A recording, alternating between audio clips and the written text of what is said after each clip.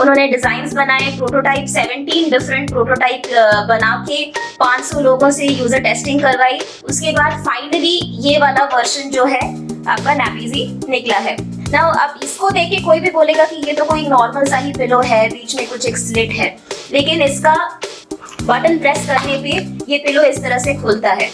अब खुलने से क्या, वैसे ये दिखता बहुत सिंपल है कि कोई बोलेगा कि इसमें रॉड है तो क्या, लेकिन ये आप कैसे भी पोजीशन करके रेस्ट कर सकते हो। जैसे मैंने ये एक पोस्चर दिखाया, बहुत बार हम चेयर पे इस तरह से रख के एल्बो सपोर्ट भी दे देते हैं।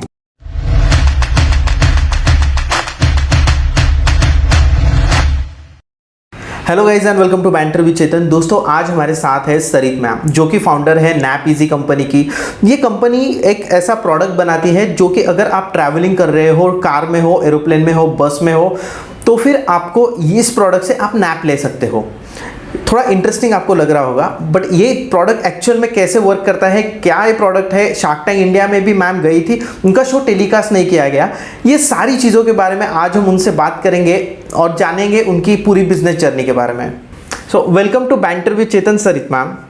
Well thank you. Yes ma'am, जब हम बात करते हैं बिजनेस की तो आप अपने थोड़ा एजुकेशनल बैकग्राउंड और जो आपने कभी जॉब किया था क्या, उस जर्नी के बारे में आप क्या बताओगे? ओके चेतन, वैसे मैंने तो इंजीनियरिंग करी है, 2006 में पास आउट किया मैंने, और उसके बाद आईटी ज्वाइन किया। इन्फोसिस और एक्सेंचर में मुझे 6-6.5 साल का एक्सपीरियंस है। उसके बाद मैंने एमबीए करी यूके से, यूनिवर्सिटी ऑफ वॉरिक, शादी के बाद एक्चुअली। और 2013 में पास आउट होने के बाद मैंने कुछ स्टार्टअप्स के साथ काम किया। उसके बाद मैंने ब्रेक लिया था 2.5-3 साल का बिकॉज ऑफ माय डॉटर, और उसके बाद मैंने ज्वाइन करी नैपीजी। एक्चुअली ये कंपनी मेरे हस्बैंड की है। हम उस पर और थोड़ा ज़्यादा भी बात करेंगे जैसे ही आपके क्वेश्चंस आते हैं उसके बारे में। ओके मैम, नैपीजी के बारे में अगर हम बात करें तो नैपीजी का कंसेप्ट क्या है, नैपीजी का आइडिया आपको आया कहाँ से? लाइक आपके हस्बैंड, आपने बोला कि उन्होंने स्टार्ट की, तो उनको ये आइडिया कैसे आया और ये है क्या, नैपीजी है क्या?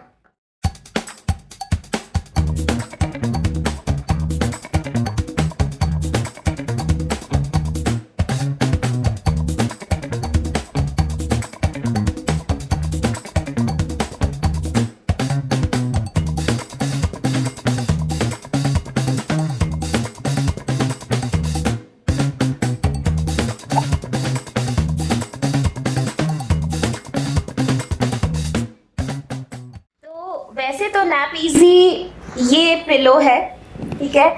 इसके बारे में मैं और थोड़ा बाद में बताऊंगी।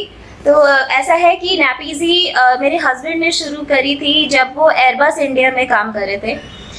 ये उनको ऐसे ख्याल आया जब वो यूरोप ट्रिप काफ़ी फ्रीक्वेंटली करते थे। तो airplane travels, specially long haul journeys में आपको बॉडी पेन होता है, नेक पेन होता है, जेट लैग होता है, क्योंकि काफ़ी लंबे ड्यूरेशन तक एक ही जगह पे बैठना होता है।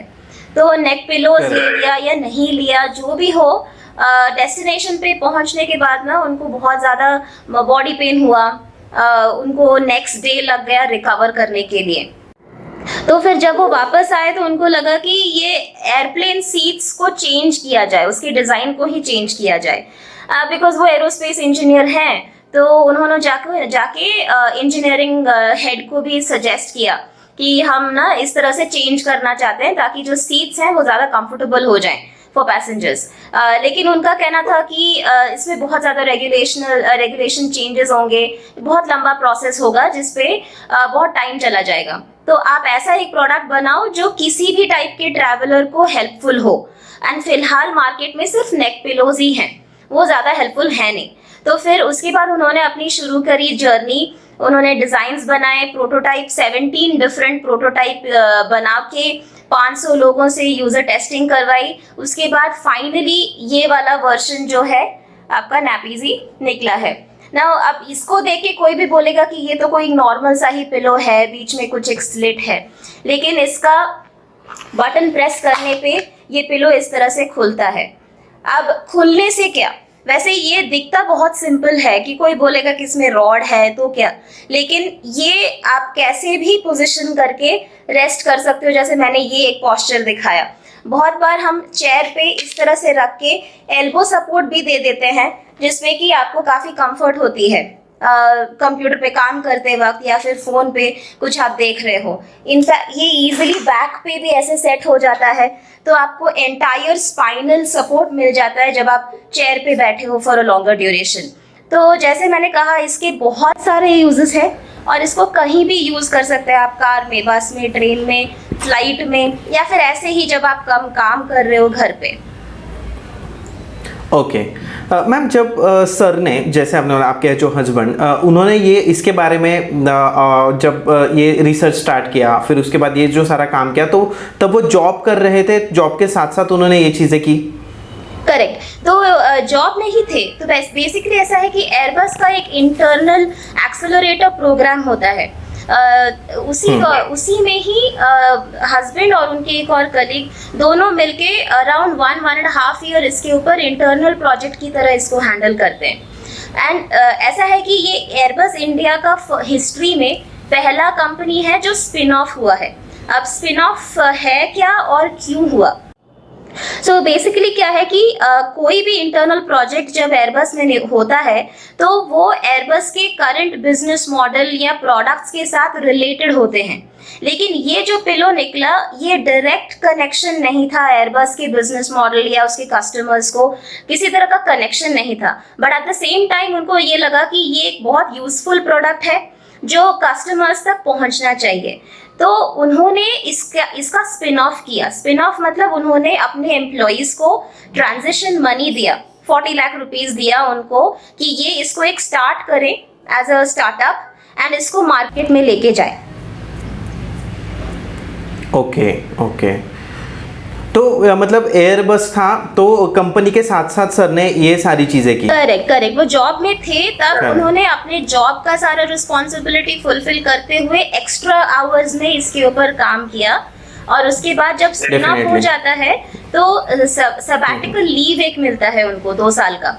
तो सबैटिकल लीव के दौरान इसको हम लोग प्योरली इसी के ऊपर काम करते हैं। उस सबैटिकल के दौरान वो एयरबस में उनका सिर्फ एक क्या बोलते हैं, एंट्री होती है as an employee, but he is not really working on any project in the company. उनका इसी के ऊपर ही काम चल रहा है। तो अक्टूबर 2021 में उनका सबैटिकल खत्म हो जाता है। सो नाउ अभी सिर्फ एयरबस का जो है पेटेंट है, Airbus holds the patent of नैपीजी, जो हम कभी भी किसी पॉइंट ऑफ टाइम पे खरीद सकते हैं एयरबस से, राइट। बट अभी तक हमने ऐसा खरीदा नहीं है, क्योंकि एयरबस अगर पेटेंट होल्ड करता है तो वो ज्यादा प्रोटेक्शन देता है।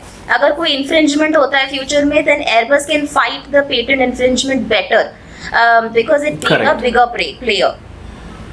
श्योर मैम, इसमें आपका इन्वॉल्वमेंट कब स्टार्ट हुआ, और आप अभी मतलब जॉब करते हो उसके साथ बिजनेस करते हो, तो आपका इन्वॉल्वमेंट इसमें कैसा था? करेक्ट। तो ऐसा है कि ओब्वियसली हस्बैंड वाइफ है, घर पे कोई भी प्रोजेक्ट शुरू होता है तो हस्बैंड प्रोजेक्ट को घर पे भी लेके आते हैं, राइट। तो फिर जब उन्होंने ये आइडिया शुरू किया, उस पर कोई डिज़ाइन शुरू नहीं हुई थी, बस थोड़े बहुत ड्राइंग्स किया था, तभी से उन्होंने मुझे ये डिज़ाइन दिखाया था। तो शुरुआत में ये सिर्फ एक नॉर्मल सा पिलो जिसमें हम फ्रंट पोस्चर में रेस्ट ले सकते हैं, उस तरह से शुरू हुआ था। तो तभी हमने काफ़ी ब्रेनस्टॉर्मिंग करी घर पे कि नहीं, एक ही पोस्चर का कंफर्ट के लिए कोई इसको क्यों खरीदे, इसमें वैल्यू ऐड क्या है। तो काफ़ी कुछ ब्रेनस्टॉर्म। एक्चुअली देखा जाए तो अनऑफिशियली मैंने नैपीजी का काम शुरुआत से ही की है, जब से डिज़ाइन दिमाग में आया या कॉन्सेप्ट दिमाग में आया। लेकिन ऑफिशियली मैंने तब शुरू की जब ये स्पिन ऑफ होके as a startup, independent startup operate करना शुरू किया। 2019 जून से मैंने ऑफिशियली काम शुरू की। तो इस पे मैं मार्केटिंग एंड कम्युनिकेशन में काम करती हूँ, बट ओवरऑल क्योंकि ये अपना ही कंपनी है तो हम वैसे भी इसके ऑपरेशंस में, प्रोडक्ट डिज़ाइन में मेरा इन्वॉल्वमेंट तो होता ही है, but majorly marketing and communication ही देखती हूँ मैं। ओके मैम, तो अब हम बात करते हैं लाइक शार्क टैंक इंडिया का जो ओवरऑल जर्नी था, उसके बारे में आप क्या बताओगे? आपने अप्लाई करने का कैसे सोचा, एंड देन वहाँ की जर्नी आपकी कैसी रही? करेक्ट। एक्चुअली ऐसा है कि शार्क टैंक इंडिया में अप्लाई करने से पहले हमें एक्चुअली एक इनविटेशन आया था shark tank US, shark tank ABC जो वर्जन है उसका, उनसे हमें इनविटेशन आया था मई 2020 में, जब हम लोग का किकस्टार्टर चल रहा था। सो किकस्टार्टर एक क्राउड फंडिंग प्लेटफॉर्म है, internationally well known platform. India में उसकी पॉपुलैरिटी ग्रेजुअली कैचअप कर रही है, बट उतना नहीं। लेकिन हमारा कैंपेन तब रन हो रहा था, तो क्योंकि वो यूएस बेस्ड है प्लेटफॉर्म, तो शार्क टैंक एबीसी के नजर में आए थे हम लोग एज एन इनोवेटिव प्रोडक्ट, तो उन्होंने इनवाइट की थी।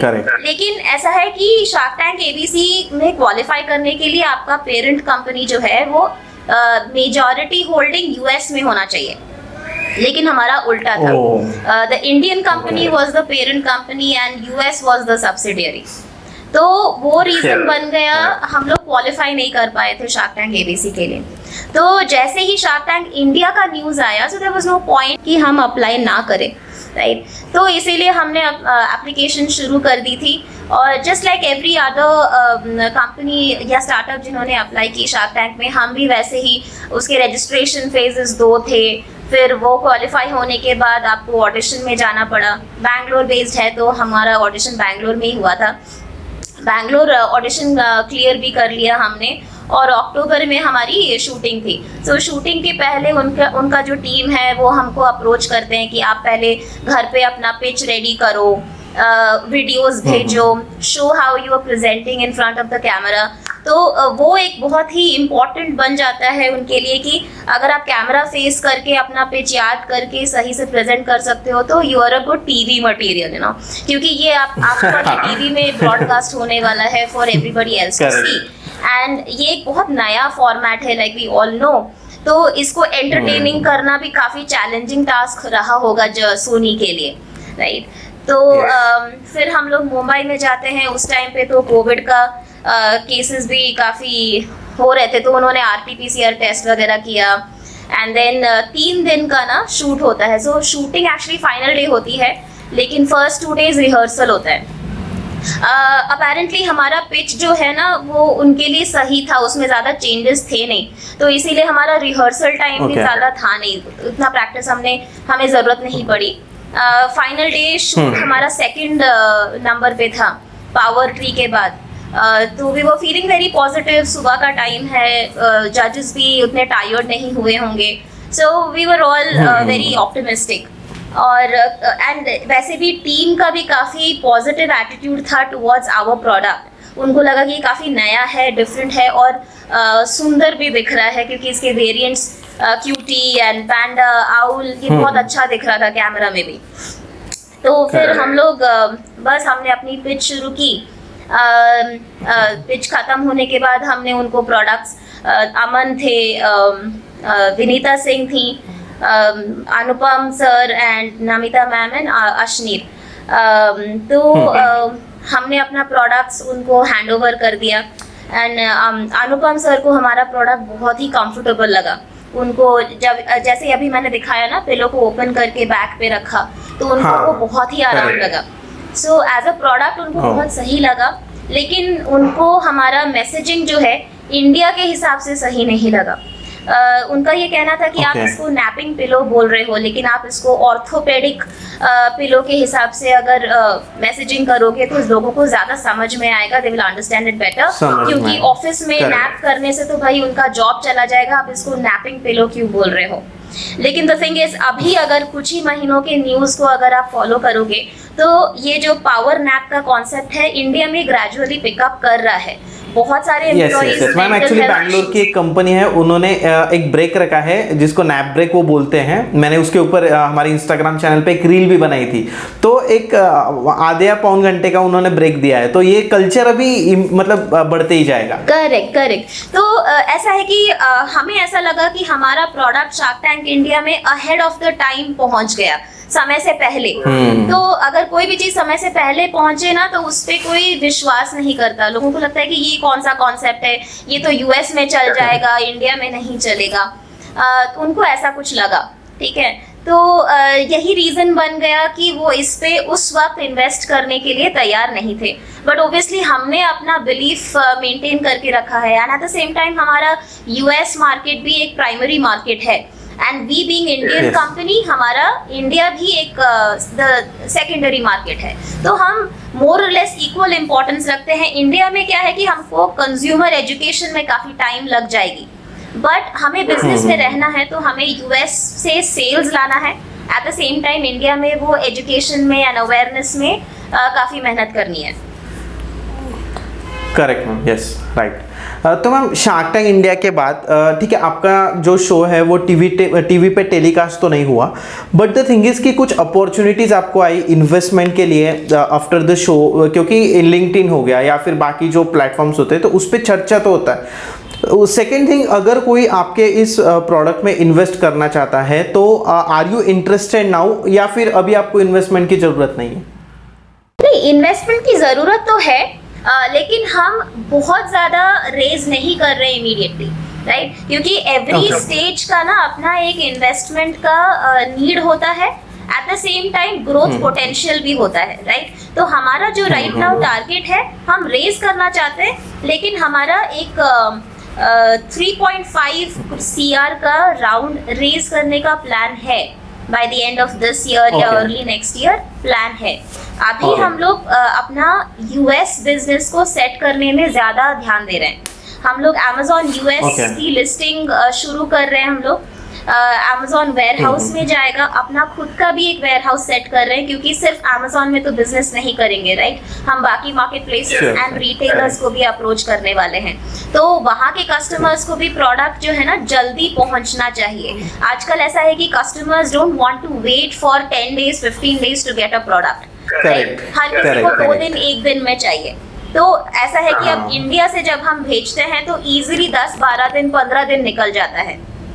तो ये एक लॉस्ट अपॉर्चुनिटी है फॉर अ स्टार्टअप, अगर हम एक प्रोडक्ट शिप करने में इतना टाइम ले लें, और उसके साथ कॉस्टली भी बहुत हो गया है शिपिंग। इंडिया पोस्ट अराउंड 2800 या ऐसा कुछ उसका प्राइस हो गया है। It's very expensive. अगर प्रोडक्ट का ही शिपिंग का रेट अगर इतना हो जाए तो फिर हम कस्टमर्स को बेनिफिट कितना दे पाएंगे? तो इसीलिए हम ये पूरा जो सप्लाई चेन एंड डिस्ट्रीब्यूशन को सेट कर रहे हैं कि customers get the best benefit, उनको प्रोडक्ट ज़्यादा एक्सपेंसिव ना हो जाए because of the shipping alone. Shipping होना एग्जैक्टली। एक्चुअली मैम शिपिंग एक बहुत बड़ा प्रॉब्लम है, क्योंकि मैंने भी एक ड्रॉप शिपिंग का बिजनेस स्टार्ट किया था क्लोथ्स नीच में, तो मुझे भी वही प्रॉब्लम आ रहा था। बिकॉज आप कपड़े कितने भी अच्छे बेचो या कुछ करो, बट जो शिपिंग है उसमें बहुत ज़्यादा दिक्कत आती है, और जब रिटर्न्स वो आते हैं तो फिर उसमें भी और बड़ी दिक्कत है। तो यही है कि वो शिपिंग का इशू जल्दी सॉल्व होना चाहिए अगर आपको आउट ऑफ इंडिया सेल करना है तो। And return policy, exchange policy, ये सब कुछ हमको बहुत सही से हैंडल करनी है। एंड क्योंकि हम यूएस के कंज्यूमर्स के साथ डील कर रहे होंगे तो हमको terms of conditions, liability insurances, GTI numbers, ये सारे कुछ सेटल करने थे, तो जो हमने अभी किया है। शार्क टैंक इंडिया के बाद हमने एक टाइक इन्वेस्टमेंट भी एग्जीक्यूट किया था। टाइक एक प्लेटफॉर्म है जिसमें अर्ली इन्वेस्टर्स कैन इन्वेस्ट। उसका मिनिमम टिकट साइज 5000 रुपीज़ से शुरू होता है। तो उस पे हमने एक प्राइवेट कैंपेन रन किया था, पब्लिक नहीं किया था। आगे जाके हम लोग पब्लिक भी करेंगे। जैसे मैंने कहा कि at every stage based on our requirement हम उतना ही रेज कर रहे हैं, not mindlessly raising so much and then उसको अननेसेसरीली बर्न कर दें, right? Because we value the investor money after all. तो इसीलिए हमने 20 lakhs वहाँ पे रेज किया, एंड देन अभी उसको हम इन्वेंट्री में डाल रहे हैं एंड मार्केटिंग में डाल रहे हैं। ये दोनों हमारा मेजर एक्सपेंस रहेगा for that money raised. Correct ma'am. Actually ये जो आपका प्रोडक्ट है, जब मैं ट्रैवलिंग करता हूँ और मेरा स्लीपर कोच नहीं है या फिर मेरा स्लीपर नहीं है, या फिर मैं कार में भी लॉन्ग डिस्टेंस पे जा रहा हूँ, जैसे मेरा घर जहाँ पे मैं अभी हूँ लाइक पुणे, और मेरा जो होम टाउन है जलगांव, तो मैं 1-2 महीने में तो 1-2 बार जाता ही हूँ। बाई कार अगर मैं जाता हूँ तो जेन्युइनली अगर सोना है हमें, अगर हमारे साथ कोई ड्राइवर है, अगर हमें सोना है तो ये इशू हमेशा आता है।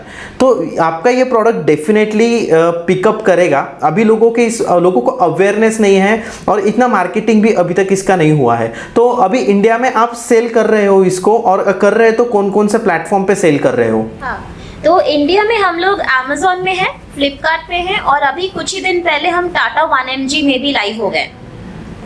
और अड्डा करके एक एप्लीकेशन है जो सोसाइटी मैनेजमेंट एप्लीकेशंस होते हैं ना, जैसे माईगेट है, नो ब्रोकरहुड है, वैसे अड्डा भी एक है। हम लोग नो ब्रोकरहुड के साथ भी अभी बातचीत चला रहे हैं, जिनके साथ हम digital campaigns and stall display ये सब कुछ भी करेंगे। तो अड्डा में अभी एक्सक्लूसिव ऑफर करके उनका एक सेक्शन है जहाँ पे सिर्फ शार्क टैंक के प्रोडक्ट्स डिस्प्ले होते हैं। नैपीजी वहाँ पे भी डिस्प्ले है। तो ये हमारा D2C चैनल्स हैं जहाँ पे अवेलेबल है। फिजिकल अभी तक किसी भी स्टोर में हम डिस्प्ले नहीं किए हैं। So we are being very careful कि कहाँ पे डिस्प्ले हो, अगर एयरपोर्ट तो कैसे डिस्प्ले हो। एंड फ्यूचर में भी हम लोग कुछ प्रोडक्ट्स ला रहे हैं, उसके बाद हम स्टॉल इन द एयरपोर्ट का भी सोचेंगे। ओके, तो मैम स्टार्टअप के लिए आप और क्या बताना चाहोगी? जो लोग स्टार्टअप कर रहे हैं अभी, तो उनके लिए आपका सजेशन क्या होगा? तो ऐसा है कि देखो, दो सिचुएशन है, सिनेरियोज है मेरे केस में। स्टार्टअप्स रन बाय पीपल जो ऑलरेडी जॉब में हैं एंड स्टार्टअप को एक पार्ट टाइम या फिर कैजुअली रन कर रहे हैं, शुरुआती डेज हैं उनके। And another set of people जो कम्प्लीटली अपने स्टार्टअप पे पूरा टाइम दे रहे हैं, राइट? तो both are the valid approaches depending upon आपका बिजनेस मॉडल क्या है, राइट? एंड मेरा एक बहुत ही बेसिक सा फंडा है कि अचानक से बहुत ज़्यादा फंडिंग आप मत लो। बहुत ज़्यादा आजकल आप जो भी न्यूज़ में देख रहे होगे, बहुत सारे यूनिकॉर्न्स, उन्होंने बहुत ज़्यादा फंडिंग उठाई, बहुत ज़्यादा हायरिंग करी, ग्रोथ ट्रैजेक्टरी बहुत सही रहा, and now they are suddenly beginning to lay off, right? तो ऐसे में स्टार्टअप के ऊपर बिलीफ भी तो लोगों का भी कम होता है और एम्प्लॉइज का भी, करेक्ट? तो ये मेरा एक इनपुट रहेगा दैट आप स्टार्टअप ओनर हो and you have to be responsible. आप किसी को भी हायर कर रहे हो तो ऐसा नहीं कि आपने आज हायर किया कल फायर किया, इस तरह का कल्चर नहीं होना चाहिए, right? And too much of funding too early, ये इसमें भी मैं बिलीव नहीं करती। करेक्ट। मैम, फ्यूचर स्कोप आप क्या देखती हो आपकी कंपनी का? देखो, हम लोग अपने ब्रांड को एक ग्लोबल ट्रैवल कंफर्ट ब्रांड बनाना चाहते हैं, बिकॉज ट्रैवल एक ऐसा सेगमेंट है, मानती हूँ पैंडेमिक में अफेक्टेड हुआ, लेकिन ये और ज़्यादा ही बढ़ता रहेगा। ट्रैवल हम स्टॉप नहीं कर सकते हैं। आजकल we are trying to stay closer to our offices, बच्चों के स्कूल के पास रहने का कोशिश करते हैं, लेकिन जब बिजनेस की बात आती है तो we have to travel. Vacation की बात आती है तो वी ट्रैवल। इनफैक्ट बिकॉज हम लोग इतना ज़्यादा घर में बंद होके रह गए हैं कि वीकेंड होते ही हम रोड ट्रिप पे निकल जाते हैं। So these are the trends which are catching up, which are there to stay. तो मेरा ये कहना है कि हम एक ऐसा ब्रांड बनना चाहते हैं जिसमें हम सारे ट्रैवलर्स को अब उनके जर्नी के दौरान वो कंफर्ट दें, ताकि जब वो डेस्टिनेशन पे पहुंचे तो उनको वो थकावट नहीं हो, वो डेस्टिनेशन पहुंचे तो वो इमीडिएटली उसको एंजॉय कर सकें। कहीं बिजनेस इन प्रेजेंटेशन के लिए गए हों तो वो उसके लिए तैयार हो, ना कि एकदम थके हारे पहुंचे एंड देन एक दिन का ब्रेक ले लिया। बिकॉज आजकल के भागदौड़ की जिंदगी में यू नीड द प्रोडक्टिविटी, वो एनर्जी की जरूरत है, और बीच में एक 20 मिनट या आधा घंटे का जो ब्रेक या पावर नैप जो है वो एक्चुअली ब्रेक नहीं है, वो एक री एनर्जाइजिंग है। तो हम उस तरह के प्रोडक्ट्स लाएंगे मार्केट में जो लोगों को री एनर्जाइज करता रहे एंड फाइनली वो एनर्जी वहीं पे यूज करे जहाँ पे जरूरत हो। Exactly, yes ma'am, thank you so much. आपने जो सारी इन्फॉर्मेशन दी नैपीजी के बारे में, शार्क टैंक इंडिया का आपका एक्सपीरियंस आपने बताया, बहुत सारे जो एंटरप्रेन्योर्स है उनको ये इंटरव्यू देख के इंस्पिरेशन मिलेगा और आपका जो प्रोडक्ट है उसके बारे में भी इसका अवेयरनेस होगा। Ma'am, thank you so much for coming. Thank you so much Chetan, it was good speaking with you. काफ़ी दिनों से हम ये इंटरव्यू की प्लानिंग कर रहे थे, थैंकफुली ये हुआ फाइनली, एंड आई होप मेरा ये इंटरव्यू छोटा सा थोड़ा बहुत कुछ हेल्प कर ले एंटरप्रेन्योर्स को एंड थोड़ी अवेयरनेस क्रिएट कर ले नैपीजी के लिए। Yes ma'am, sure. Thank you so much ma'am.